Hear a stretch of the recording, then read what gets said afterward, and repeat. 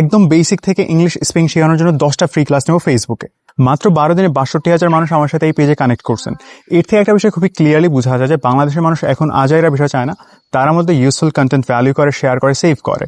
So আপনাদের আমার প্রতি এই ট্রাস্ট থেকে ভাবলাম যে আপনাদের জন্য এমন একটা কিছু করি যেটা আপনাদেরকে লং টার্ম অনেক হেল্প করবে। অ্যান্ড এর থেকে মাথায় একটা আইডিয়া আসছে যে 10টা যদি এমন ক্লাস নেই একদম বেসিক থেকে আপনাদেরকে ইংলিশ স্পিকিং শেখানোর জন্য, তাহলে কেমন হয়? স্টেপ বাই স্টেপ, হোমওয়ার্ক সহ, সবকিছু সহ।